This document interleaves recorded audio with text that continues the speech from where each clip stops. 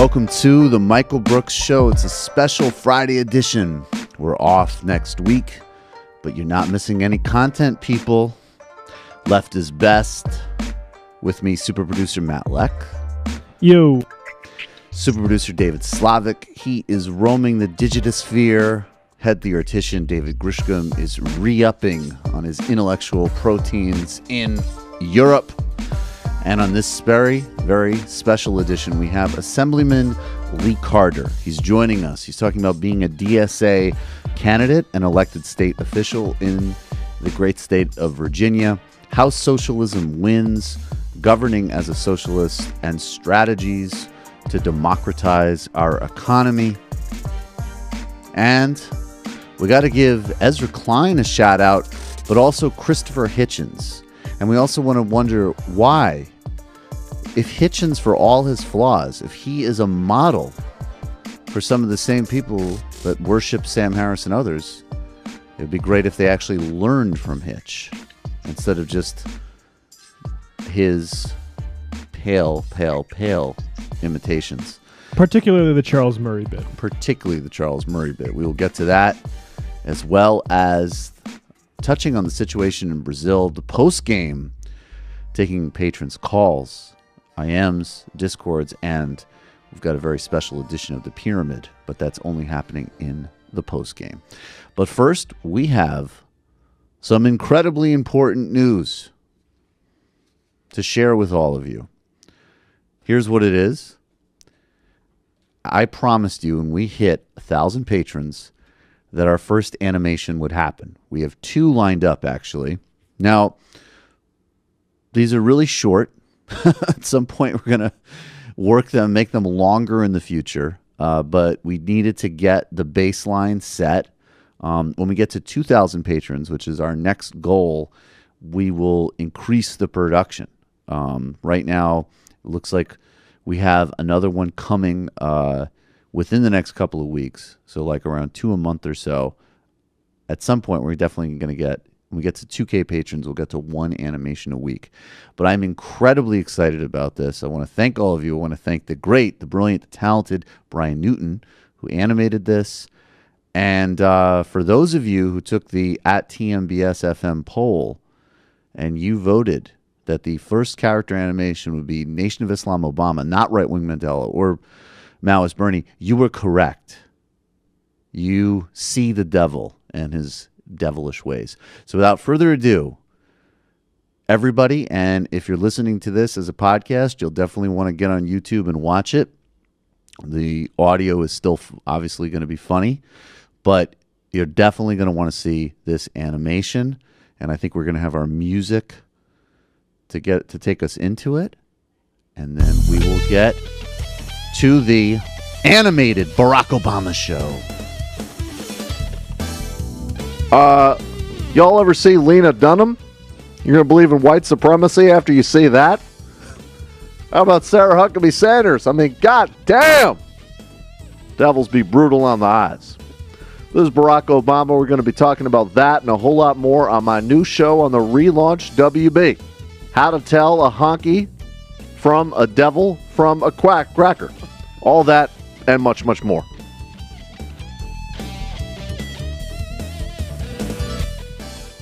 Allahu Akbar. Thank you, Brian Newton. Thank you to our first over 1,200 patrons. A lot more of that coming. The debut of Nation of Islam Obama. So much more ahead. When I first saw that board of him with the fez and the Farrakhan glasses, I fell out, man. It's like, that is some of the funniest shit I've ever seen in my life. What did you say, Matt, in the email thread? You're like, oh yeah, I'd watch 20 minutes of this. Oh yeah, if this was a Hulu show, I would have Hulu. Available Hulu. It would be actually insane for some company to not offer us an opportunity to do one of these as an animated series. Sorry. It would be exactly that. It would be. That's the sound I would make if that never happens. And if it happens. All right, we're going to touch briefly on Brazil.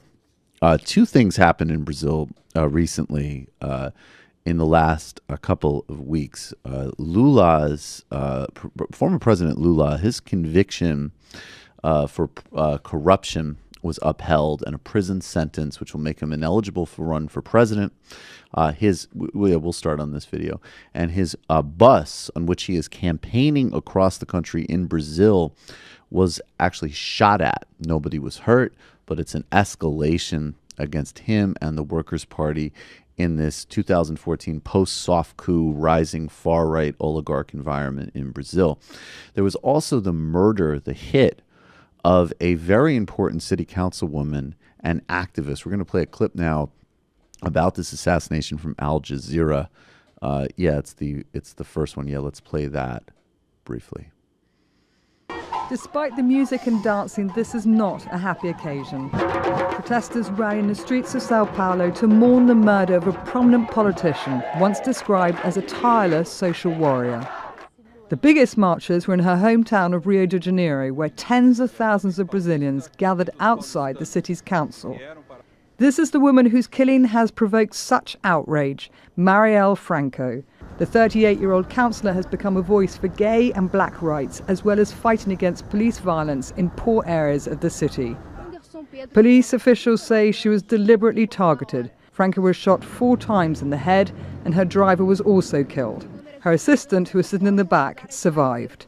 Brazil's president was quick to speak out to condemn the killing, even though the two had disagreed over his recent plans to put the army in charge of security in Rio de Janeiro. The assassination of Councilwoman Marielle and her driver, Anderson Gomes, is unacceptable, inadmissible, like all the other murders that happen in Rio de Janeiro. It is truly an attack on the rule of law and on our democracy. Temer has promised to carry out a full and transparent investigation. The people on the streets are angry and point the finger at the authorities. There is a lot of indignation against this cowardice. They want to silence a woman who fought for rights, for justice, a poor, young black woman. And she was a great hero, and it wasn't just a question of sort of limited, it was rights activism in a socialist context, and in a context where she was taking on militias and paramilitaries, which grow out of a nexus of the police in that city and drug cartel networks that have metastasized in Brazil and almost certainly led to her assassination. This has a broader history. Let's go back to 2002 or 2003 rather, when Lula Inácio Lula da Silva was elected president of Brazil after trying several other times in both the 80s and 90s. He was a labor union leader. He grew up in extreme poverty. He co-founded the Workers' Party, which was a social democratic Marxist-influenced party, which very successfully integrated the interests of labor as well as the radical urban left and people with leftist orientations from the middle classes on a pro-labor, pro-democracy platform. In 2003, he ran a moderate conciliatory agenda and was covered in the United States and in the Western press as having significantly moderated his stance. Some people even talked about tropical Blairism, talked about Lula's third way. In many respects, this was true. He strived to have a synthesized and synchronized foreign policy. He was tight with leftist leaders in Latin America, but he was also tight with the Bush administration. He made overtures wherever he could, and his work was being conciliatory and negotiating. And he did, in fact, lead tens of millions of Brazilians out of poverty. They had a great export boom during his presidency. Economic conditions looked favorably upon Brazil, and he used the benefits of those conditions to redistribute. Absolutely, as did his successor, Dilma Rousseff. At the same time, he negotiated deals with traditional Brazilian political parties who are immensely corrupt and implicated even on an individual basis in everything from drug trafficking to murder to corrupt connections to all of the main extractive industries of Brazil. So it was written up in the international press as moderation, and indeed it was in reality bowing to reality and cutting deals to allow the Workers' Party to govern. Dilma Rousseff continued on this trajectory and continued to deliver some progress, but also make many concessions to the traditional capital interests of Brazil for very understandable reasons. That was the context that the Workers' Party was in. In 2014, she ran for and won re-election, and then the forces of a soft coup went into overdrive, and corruption charges against Lula and her from people including the current president, Michel Temer, who is a far-right oligarch who's implicated in corruption investigations himself, went into high gear. Dilma was impeached and removed on a technicality, and we've seen an increasing far-right and eliminationist discourse in the popular culture in Brazil. And Lula is most likely going to be banned from running for president in 2018, even though in spite of all of this, he is still the lead candidate. And you'll get a sense of this here in this clip. These are people protesting a little over a month ago the corruption conviction that Lula sustained being upheld by the Brazilian Supreme Court.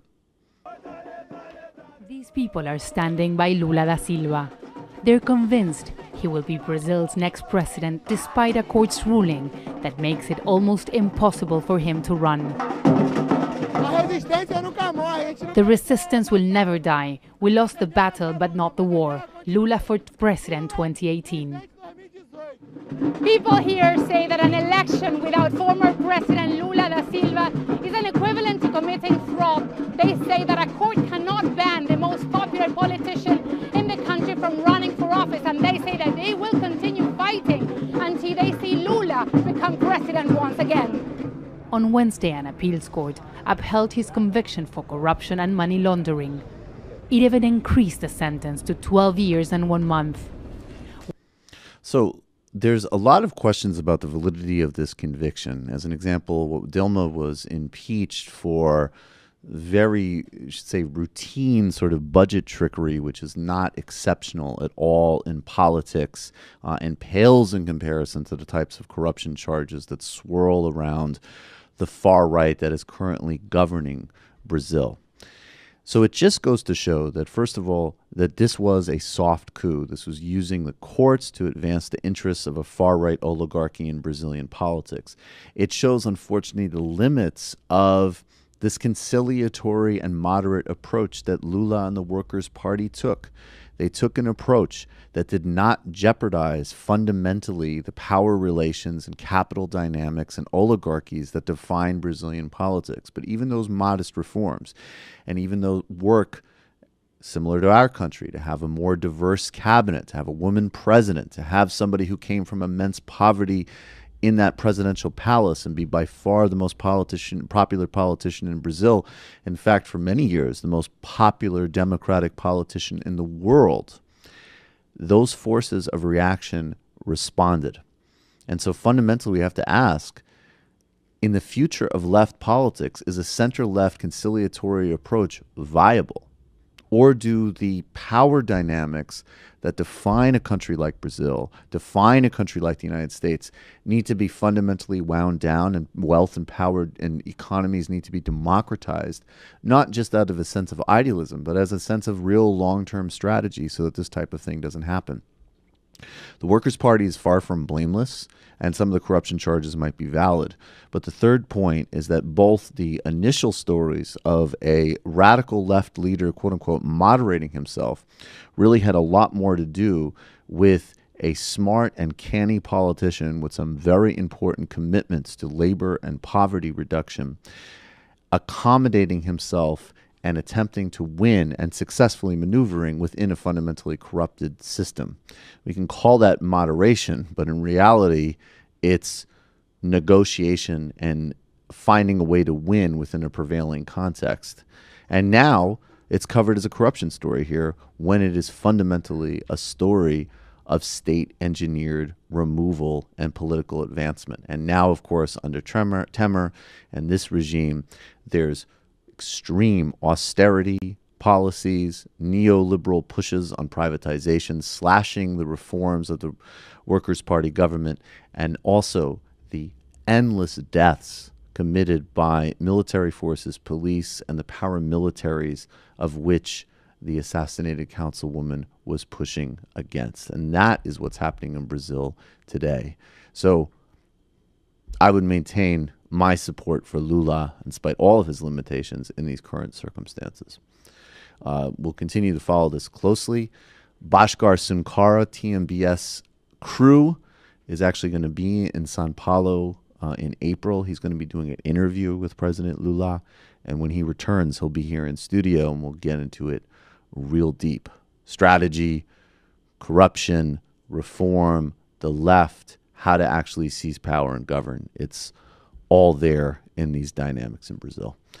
All right. I guess we'll talk a little bit about the show and why you should become a patron, and then we're going to come back with the great Lee Carter. No. Dude. Is this too harsh? No, I'm into it because this is, people should feel the harshness. It's time to become a goddamn patron, people.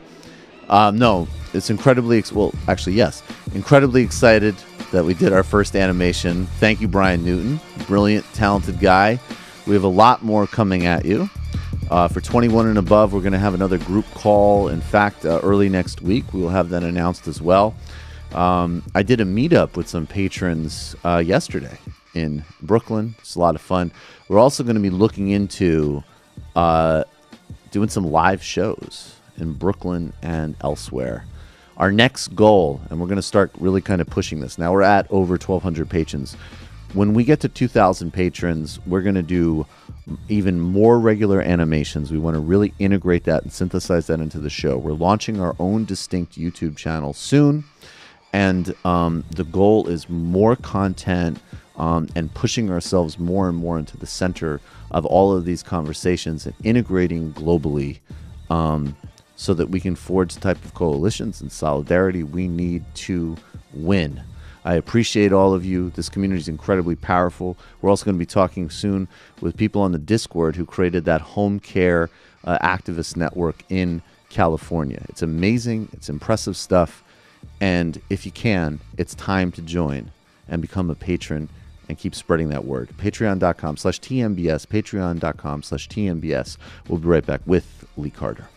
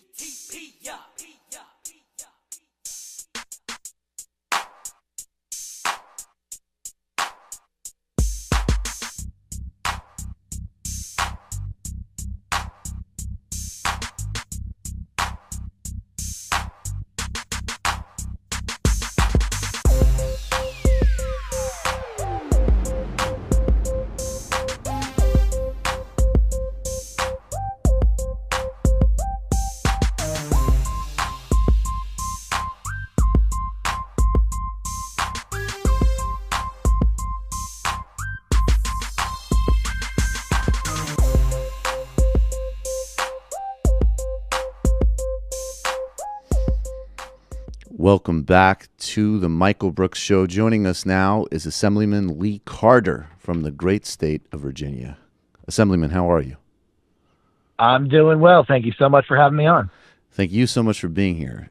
Can you start by telling us your story, your road to democratic socialism, and how it led you to run for office? Yeah, so I was actually motivated to run for office by a personal experience at work. I was hurt on the job. I was poorly treated by my former employer and by the Virginia workers' compensation system. And it was that treatment by the workers' comp system that pushed me towards politics. You know, I sort of reached around for a while and tried to find someone who would take up the mantle of fixing workers' comp in Virginia. And at the end of the day, I realized, oh, wait a minute. If there's going to be someone to fix this, it's probably going to have to be me. Mm-hmm. So that's when I decided to step forward and run for office. Yeah, sorry, go ahead. So, I've always considered myself to be, a little bit to the left of where Democrats are, but I didn't really have sort of the ideological background to tell where I was on that left spectrum until after running for office. The experience of running for office helped me to sort of figure out exactly what it was, put a label on the ideology. And so it wasn't until I was actually already running that I decided that the label Democratic Socialist applies. Yeah, so how did that happen exactly? Like, you got affiliated with DSA. Maybe talk about that, and then also how your relationship running with the Democratic Party, and then we'll get to how you beat your Republican opponent. Yeah, so I ran a very, very long campaign. I mean, it's a 2-year electoral cycle. I ran a 21-month campaign. Right. So, when I declared my candidacy for the November of 2017 election, I mean, people still thought that the 2016 election was going to be Hillary Clinton versus Jeb Bush. Right. So it's been a little while. And so, I was already a declared candidate through basically most of the fever pitch time period for the Bernie Sanders presidential campaign. Yep. And Bernie Sanders was going around the country and he was saying, here are the things that I believe. I believe that, healthcare is a human right.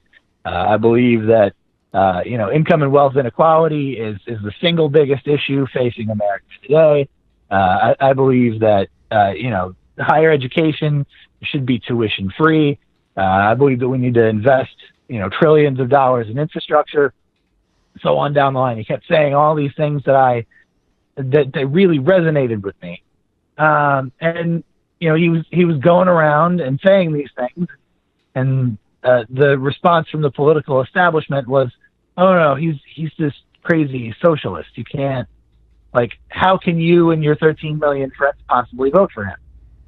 And so, I started looking into what exactly it meant to be a democratic socialist, and went to a DSA meeting after the general election, and realized, after looking into it, I realized that, the big scary S word there, socialism, it's literally just an umbrella term for any economic philosophy where working people own and control the economy. Yep. And that, it checked all the boxes for me. It was exactly what I've always believed. I've always sort of thought that there are folks at the top of our economy that are just, being needlessly greedy and wondered, why they're not okay with making a lot of money, why they always have to make more and more and more, why they always have to trample over working people to get there. And so, it connected all the dots for me. And I realized that, even before I had the ideological backing to call myself a democratic socialist, what I am, it's what I've always been. And I just figured I'd go ahead and pony up to it. Right. I think a lot of us feel that way.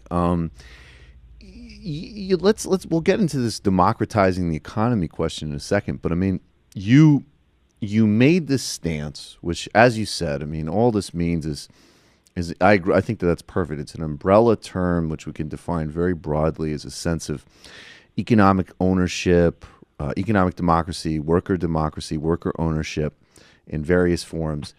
And then you had a Republican. First, I mean, again, maybe I don't know what, the Democratic Party and you sort of had a bit of an ambivalent dance with each other. And maybe you could explain that a bit, and maybe even how it's kind of carried over to being in office. But you also had a Republican candidate who did, I mean, he got out the old, coloring books and the Soviet bear and, like Ho Chi Minh and all that stuff. And I mean, did you beat him back just with the contrast of the sort of silliness and kind of Red Dawn hysteria with like going door to door and being like, hey, I'm trying to create secure jobs and get you health care? Yeah, I mean, that's what it came down to at when it was all said and done, that's what it came down to, was just going out there and knocking on doors and providing an economic vision for people who have become cynical with politics. Yep. My opponent was the GOP majority whip. He was third in command of House Republicans here in Virginia. So this was a guy, he'd been around for 11 years. He was very, very well connected in Richmond. But being that well connected in Richmond had sort of detached him from the reality of day-to-day life back in his district. And I realized that, the most votes he had ever gotten was 9,498 in a district with 85,000 people. Right.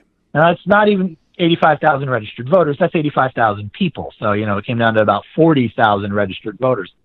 Looking at these numbers, I'm like, man, this turnout is absurdly low year after year after year. And this guy keeps winning with, barely anybody showing up. So what it came down to was going out there, knocking on doors until our knuckles bled. We had about 100 people out knocking on doors for me. And we were going out there and saying, there's a chance to vote for a better Virginia. Yep. There's a chance to vote for a Virginia where everyone can live and work, not have to worry about how they're going to put food on the table, not have to worry about how they're going to pay the rent, not have to worry about whether they're one injury or illness away from bankruptcy. These are the things that you want in your life. It's economic stability. And we got about 3,500 people to show up and vote for a House of Delegates race who have never voted for a House of Delegates race before. My opponent's performance was remarkably consistent. He got 12 more votes than his previous record. And we ended up beating him by 9 percentage points. Yep. So, it's all about having a message that resonates with people and going out there and delivering it face-to-face interaction. And that it runs counter to the sort of mainstream campaign plan. Right. And that created a lot of animosity between me and the state Democratic Party. So, there's different levels of the Democratic Party. I had a great relationship with the local party. I had a great relationship with the regional office and the gubernatorial campaign, because I was on the same ballot with the governor's race. Yep. But when it came to the House Democratic Caucus, the organization that's there to actually win House of Delegates seats, not so much. So, there were some resources that didn't come my way that went to some other races. But, at the end of it, I had what I needed to get the word out, and that's all you need. What I'm also wondering about is, it's funny because you talked about these things that are really commonsensical. Like, of course, like people, they need jobs, they need healthcare, they need housing, they deserve, economic and life stability. And what's funny is that, first of all, I get how it's different from the normal, quote unquote, mainstream campaign because, of the emphasis on actual door-to-door voter engagement versus, even in local races like consultants and various sort of advertising schemes as sort of a substitute for organizing, not a complement to organizing. But I think the other thing that's interesting, that's a lot of even the most sort of conservative Democrats who really don't have any plan, to nationalize health insurance or, rein in the telecoms or bust up monopolies or, create a living wage, all of these very basic things in terms of kind of just creating some sort of stability and decency in a society.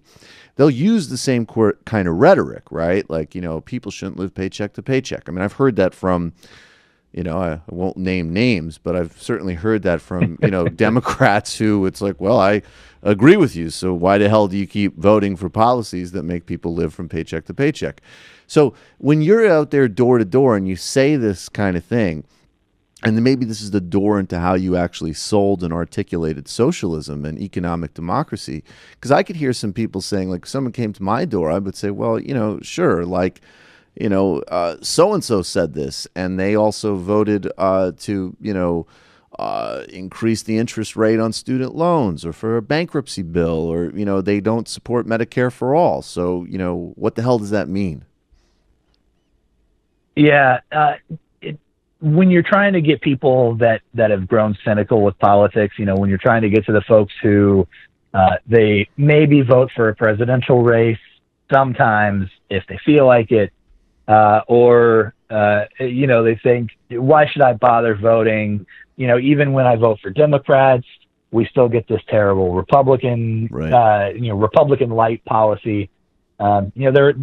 There are a lot of people that voted for Obama in 2008 because he said he was going to give everybody health care and stop the wars and stand up to the banks. And, we got the Heritage Foundation healthcare plan, which is just horrifying when it comes to costs.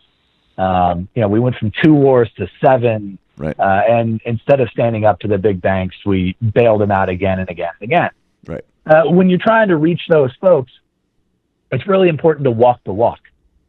So the one of the biggest things is I was very forthright that I was not taking a single dime from for-profit corporations or industry interest groups. Yep. And when a politician actually says, you know what, I'm not taking that money, people realize, hey, wait a minute, guy's serious. And so, you don't have to have 10, 12, 15 contacts with that voter. You don't have to fill up their mailbox full of spam. Because when you talk to them once or twice, they actually believe you. Right. You don't need to keep harassing them to seal the deal. Right. Yeah. But, you hit on another thing there, which is that the things that I said about the economy are things that, a lot of folks have said about the economy with a completely different context.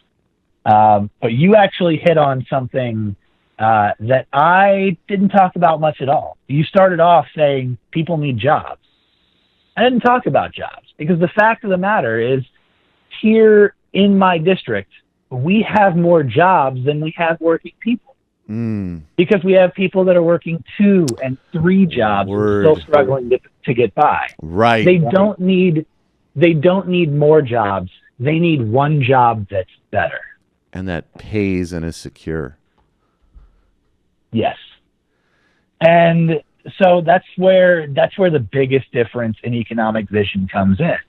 Yeah. Because when you've got someone who is more from the traditional economic background of a politician in America, their first thought is, how do we get companies to come in?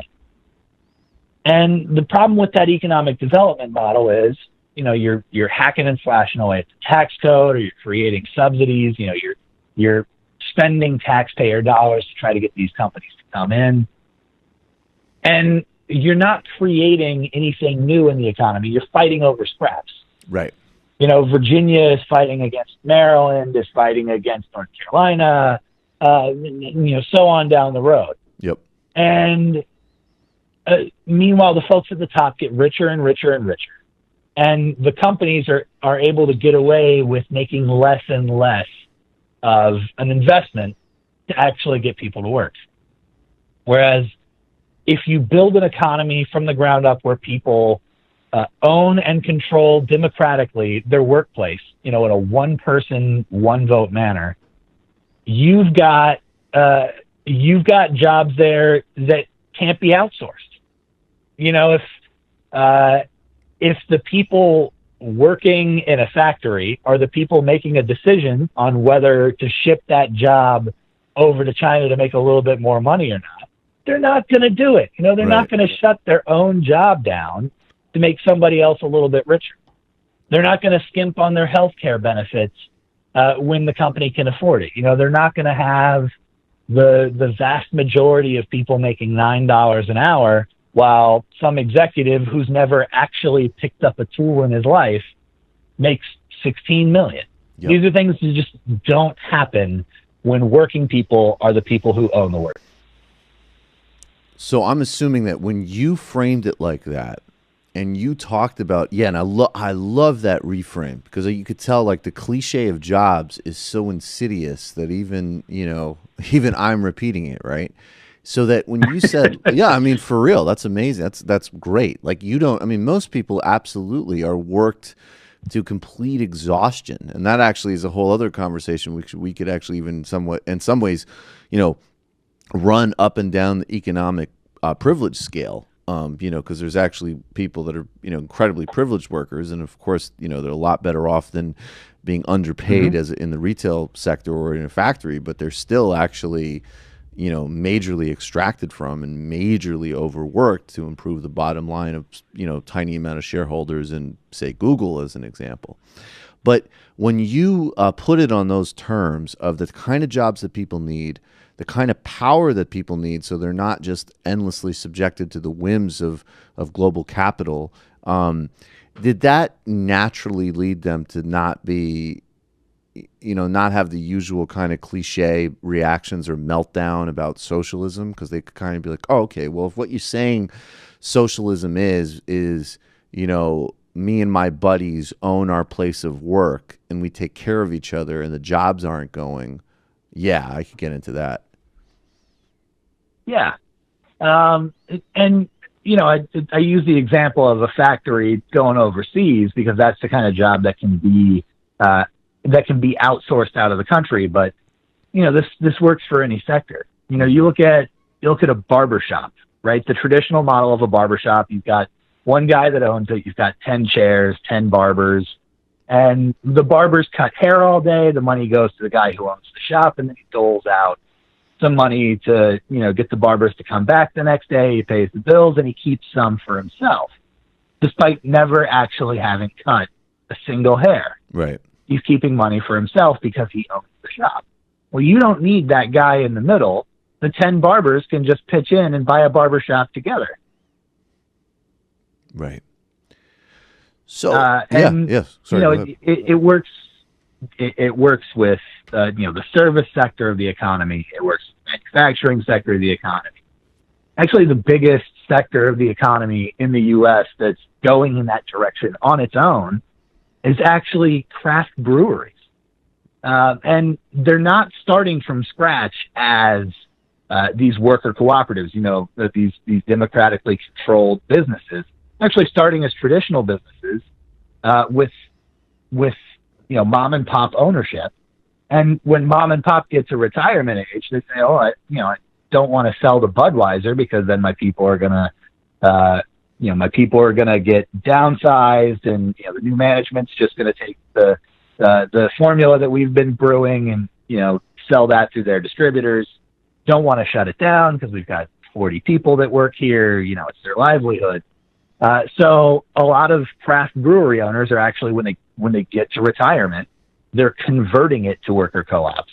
Right. They're allowing the employees that they've got to pool together and buy the business from the boss.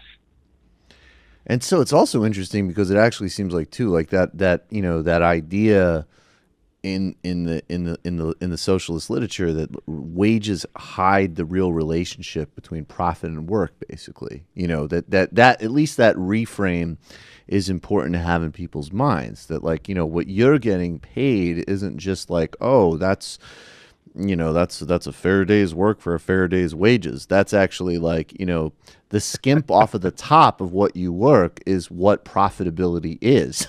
And that sort of wage relationship is what hides that reality and kind of leads to this collective hypnosis. Yeah, I mean, you can go back to old, Depression era slogans from, the more radical elements of the labor movement back then. The IWW was huge back in the 1920s, 1930s. And one of the things they used to say was profit is just the unpaid wages of the working class. Right. And, that is at the core of it, where nobody who works for a for-profit business is actually getting paid what they're worth. If you've got a job paying $20 an hour at a for-profit company, they have to make something off of that. So you have to be actually producing $25 an hour or $30. Yep. Or more realistically, probably more like $150. Yep.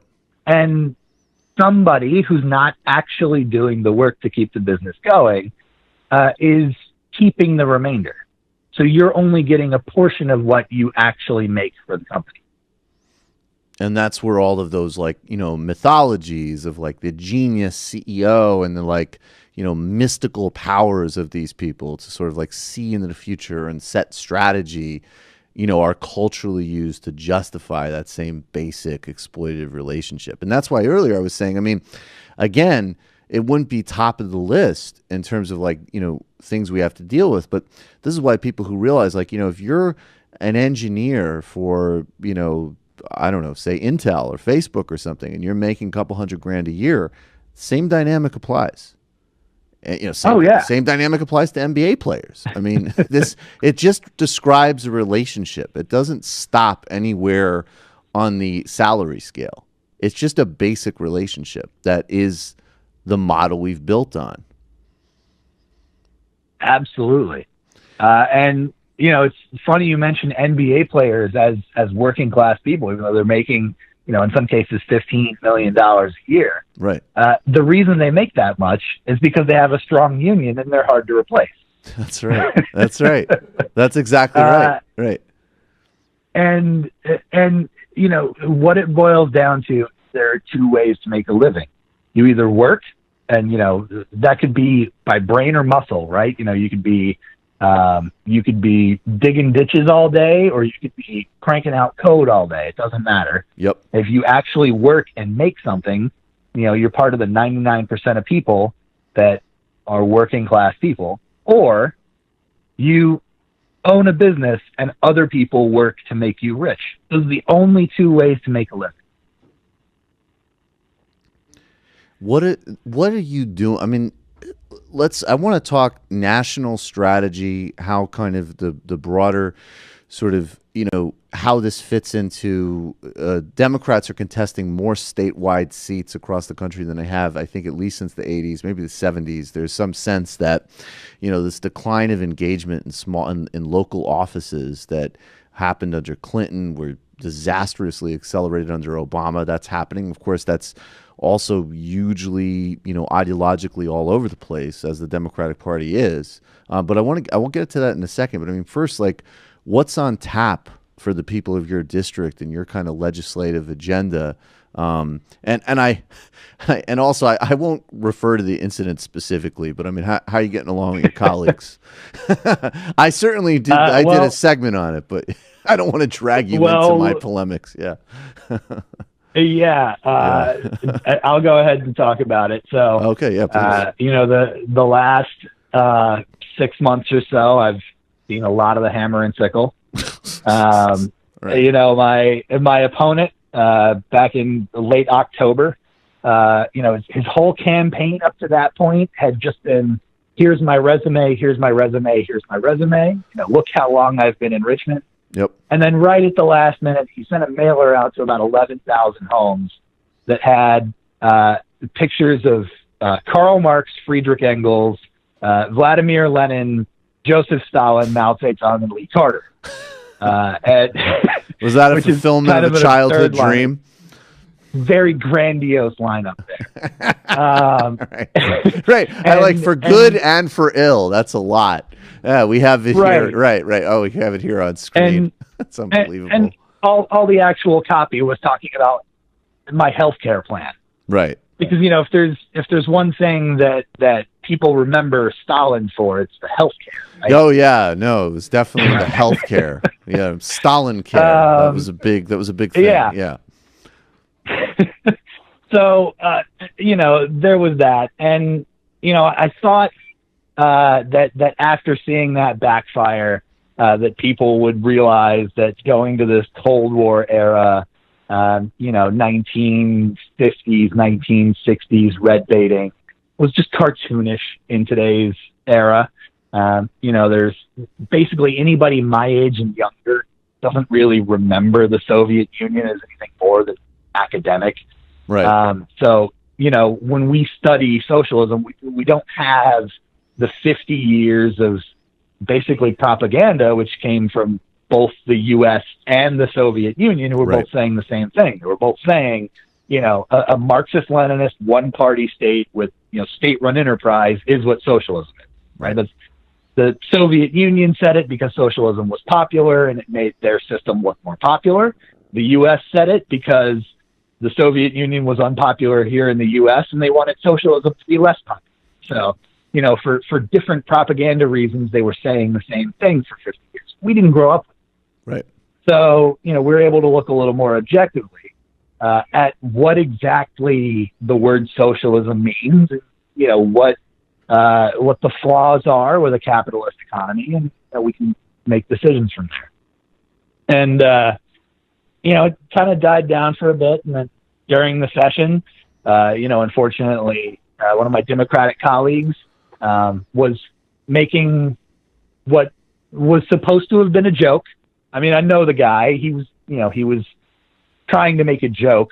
Funny guy. I don't know, maybe forgot the cameras were on or something, but, you know, it was during a committee hearing and held up, you know, the hammer and sickle with a star over it from the Soviet flag behind me, just very briefly, you know, laughing to himself. And, you know, unfortunately, you know, I don't think he meant for it to blow up like that. Like I said, I'm pretty sure he just forgot the cameras were on. But you know, just it goes to show that for folks older than me, for the most part, we have a lot of ground to make up on teaching people what exactly the word socialism means. Yep. Because, you know, that's just sort of, it's the default for a lot of people to just go to that place of, oh, you know, it's this big bad other that's going to come and take your toothbrush. Right. Well, that was ironically, that was what you were talking about, actually, how you wanted Virginia to ration toothbrushes. So I could see why he, right.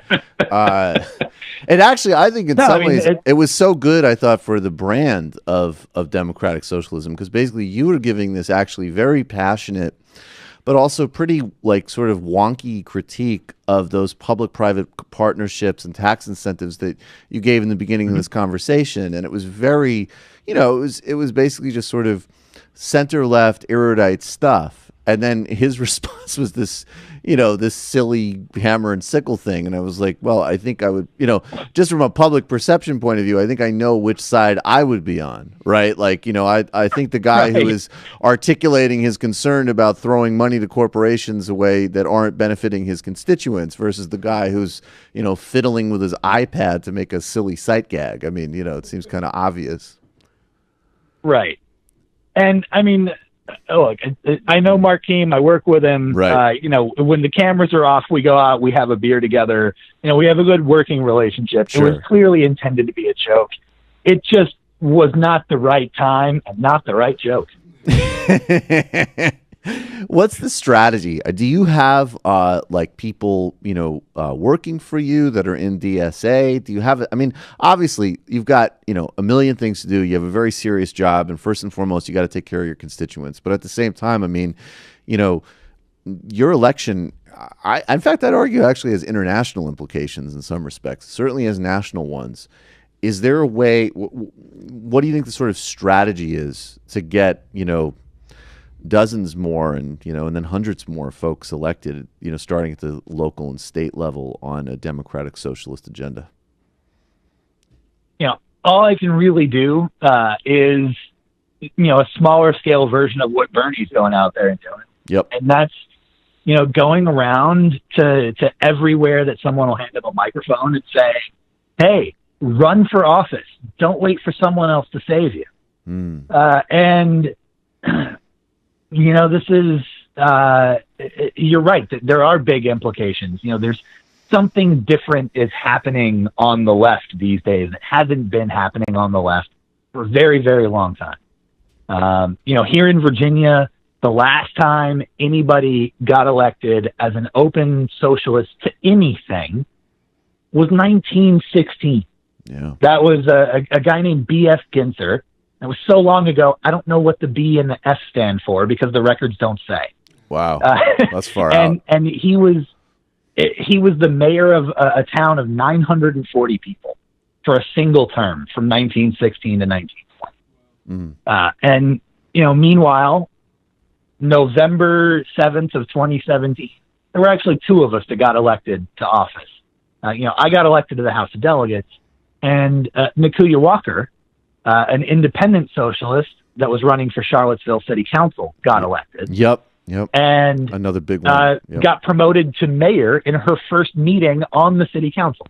Yep. So we went from 0 for 101 years to overnight. Yep. And it's two people in the whole Commonwealth of Virginia, where we've got several thousand local elected officials. We've got 140 members of the General Assembly, but it's a start, and it's happening everywhere. That start is happening all over the place. You got people who are going out running for office, and they're articulating a strong economic policy vision that is radically different from what we see today. And it's touching into people's discontent with the way that human beings are treated now. Assemblyman Lee Carter, you're doing incredible work. I mean, we were all, just very proud of and very excited about your win, and you're carrying the torch, and we all are in our own ways. And I just appreciate your time immensely. I hope this is the first of many conversations. All right, sounds good. Thanks. All right, folks. Assemblyman Carter, great. I mean, I think he's an incredibly impressive job of making economic democracy, democratic socialism real to folks. I haven't heard a pithy deconstruction of the "we need jobs" talking point. Fucking that's very good. Beautiful. I'm so glad I said that tired, exhausted cliche to cue him up for that excellent deconstruction and demolition job. There was I don't remember.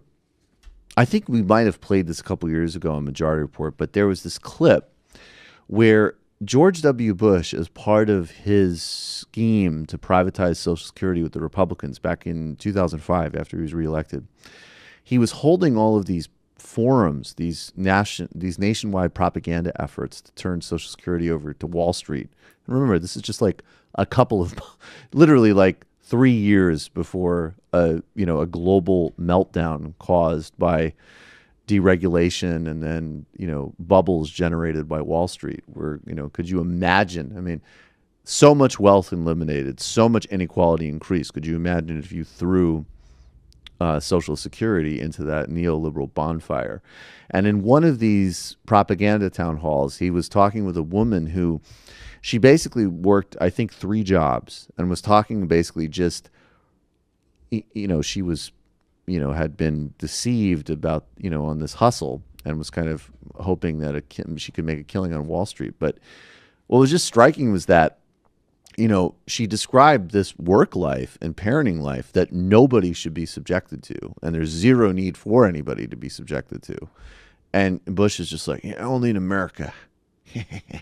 Like it was a morality tale that this woman was actually just totally overworked and utterly abused by the system. Well, you see those stories all the time where it's like man rides bus, like 4 different bus routes, 8 hours or whatever to his job, like, and as if that's a triumph of the human spirit and not a disgusting symptom of our problem. Yeah, exactly. Each of these works multiple job morality tales should just be read as a encapsulation of the absolutely predatory, abusive nature of our system, which is entirely unnecessary in every way, shape, and form. And always contrast that with, the rentier class lounging. That multiple bus rides happens so they can lounge on inherited wealth.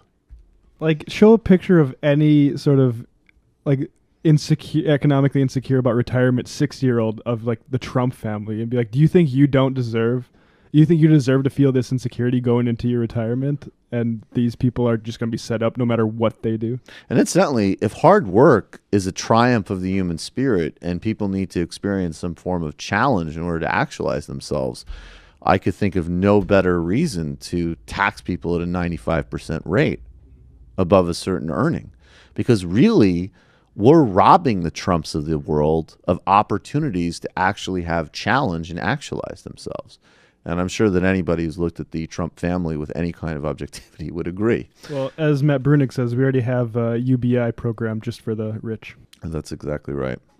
All right, folks, here's what we're going to do. We have a sort of somewhat extended double shout-out section, and then we're going to get to the post-game where we'll do the pyramid, take your calls and discords and IMs. It's a special Friday edition, special Friday pregame of the Michael Brooks Show. This Sunday, illicit history of Ehud Olmert, the Goldstone Report, the death of the two-state solution with Mike Hanna. Next week, 2 interviews that are going to be released for everybody from the Michael Brooks Show with Chris Ryan, illicit history of sex, and with Mark Blythe. We're doing everything from Trump and Brexit to why China might save us as a species. That was an amazing conversation. I can't not do this. There was a dust-up between Ezra Klein and the hysterical man who speaks calmly himself, Sam Harris. Basically boiled down to this. Sam Harris caught Middlebury students protesting Charles Murray. His automatic response, because he's the sort of he's basically wine track Dave Rubin, sort of, if the libtards are upset, it must be true. He did a credulous interview with Charles Murray where he presented him as a victim of a politically incorrect witch hunt. He called it forbidden knowledge, as if everything from the religious to scientific construction of black inferiority is a unusual or distinct conversation in this country's history. Maybe like in the last couple of decades among some parts of polite society. Of course, when Charles Murray's The Bell Curve was released, it was excerpted and ran by Andrew Sullivan in The New Republic and reviewed across major media platforms. Charles Murray is handed platforms on everything from ABC News to NPR to Bill Maher to the New York Times. So only in Sam Harris's hysterical mind is this forbidden, or was Charles Murray not given unending access to platform. There was a piece in Vox that ran by Richard Nisbet, among many other prominent people who understand and study IQ, where they did identify the holes in Murray's thinking and also correctly identified that there is a bizarre racialist twinge to Murray's thought. I did a big breakdown of this from the Majority Reports on the YouTube channel. You can look at it.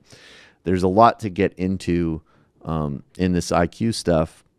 Everything from defense that we should actually stay oriented in, that in fact IQ is not this raw objective measure in some respects that people want it to be. It does cover a relatively narrow range of things. It's absolutely not established clearly and unequivocally that it's hereditary and that there's significant distribution across races, even within that finding, if it is true, that should actually lead to an even greater and more aggressive effort to deal with redistribution and structural racism and things of that nature, because the notion that there's an environmental correction of sort of legally outlawing discrimination and minor adjustments and things like,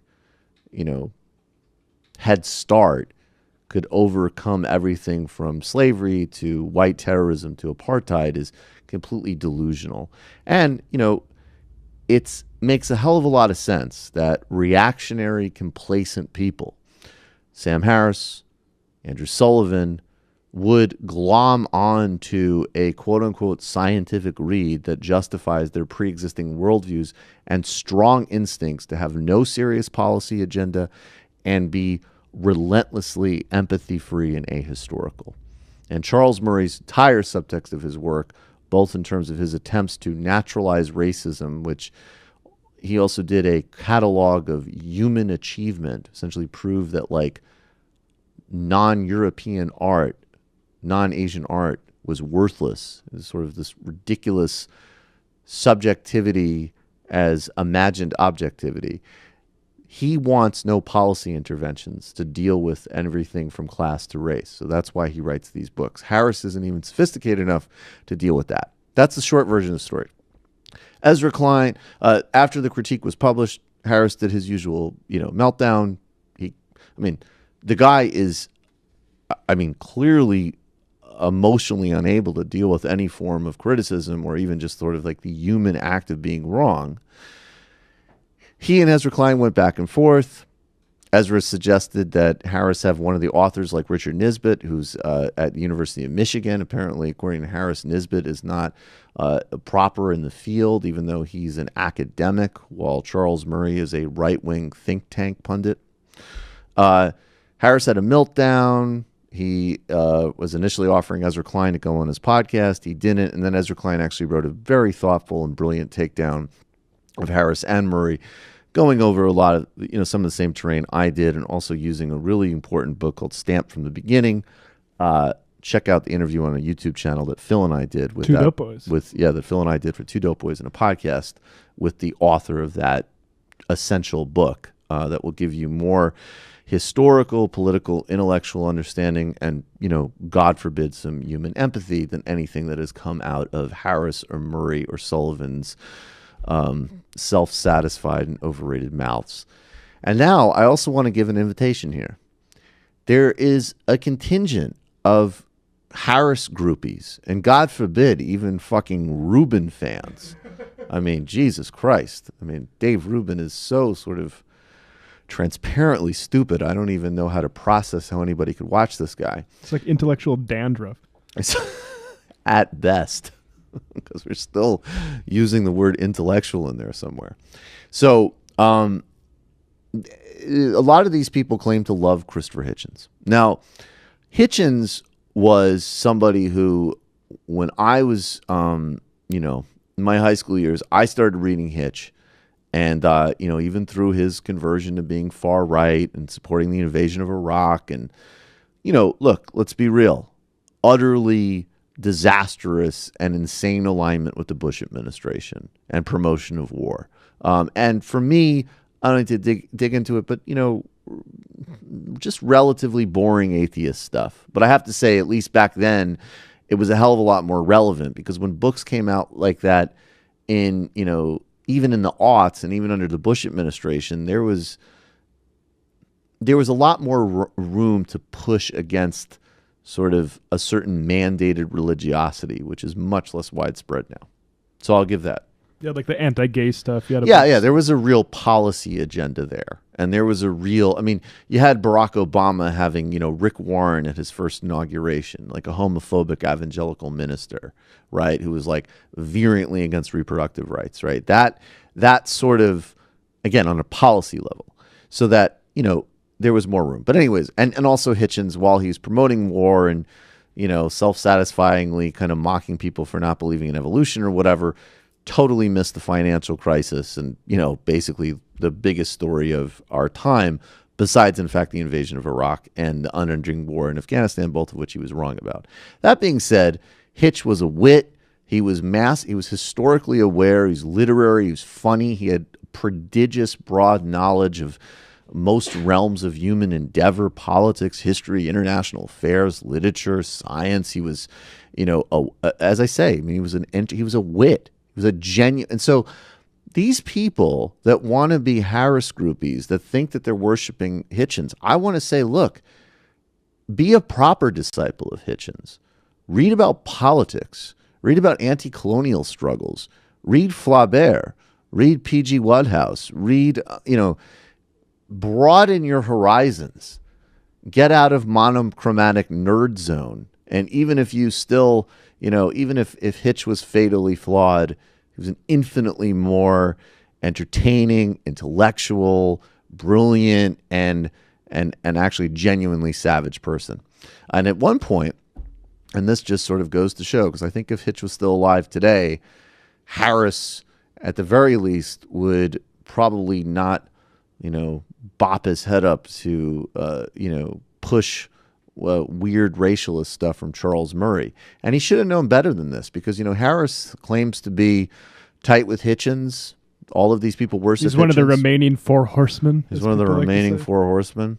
Well, here's Christopher Hitchens in Charles Murray's first heyday on C-SPAN, explaining exactly who and what Charles Murray was doing and how he should be responded to. Christopher Hitchens right, Sam Harris wrong. Here it is.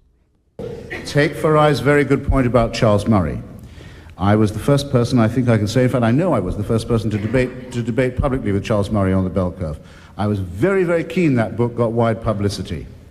And I was sad that our debate didn't get as much as it could have done, because it is either true, according to these findings and others, it's either true that there's a great deal of race and class subordination going on in America to create an underclass, or it is true that the abused and much inseminated descendants of our former domestic servants are stupid, okay? One or other of these things must be true on the findings. And it's a very interesting discussion indeed, and it was very good for Murray to bring it up. Did you read one story that did not say that here is Mr. Murray and the late Professor Herrnstein, line of the day, first paragraph, introduction paragraph, without which the story could not be written or published, at last breaking the taboo of political correctness on this subject. Absolutely. Then you can write about the bell curve. Then you can write about race and class. Then you can do it. It's not what you know or what you think, it's how you think and how you know what you know. It's about the construction of knowledge. It's how you think and how you know what you know. It's about the construction of knowledge. If any of these people that are in all of these new atheist fads or intellectual dark web and all that bullshit could understand that point, they would evolve so significantly politically and be more interesting people, more entertaining people, and more fully paid up members of the human race. And by the way, that funny and witty way he put of like inseminated is also the point of saying that like through things like systemic rape, which happened as a result of chattel slavery, American apartheid, and all the other various forms of horrific systemic abuse that black people were subject to in this country and in colonial contexts, that genes are pretty well spread around. And so if you really think, by the way, that like there's such things as intelligence genes that have been isolated as clearly as like, say, the genes that make your eye color, you don't understand genetics. And also that you could correlate somebody's race and full ethnic background just by what you see morphologically, that's also wrong. That's also not correct science.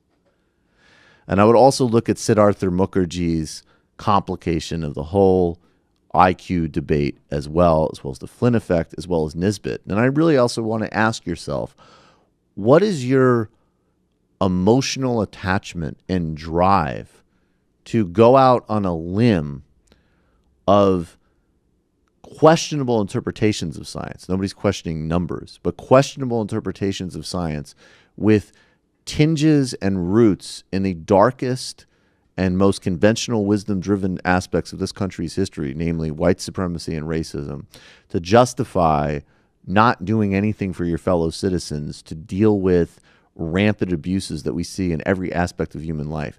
And the same policy portfolio by which could be applied, by the way, to not doing any policy interventions for anything. What's the emotional attachment that you have to that? What's Sam Harris's emotional attachment to it? Seems to me, honestly, pretty simple. He got triggered, waded into a debate he didn't know enough about, and now because he's a absolute and utter egomaniac, he's unable to pivot. I wish Hitch was alive to set him straight. Just to illustrate what Hitchens said with that knowledge construction bit, just to make that a bit more concrete, is with what we're talking about, race and IQ, both of those things, it'd be fruitful for any Sam Harris or Charles Murray supporter to look at how those things have been constructed by people historically over time. They aren't biological and they aren't natural. They aren't made by God. They're constructed. They are literally constructed. And even the initial person, a founder of the IQ test, did not see it as a fixed variable.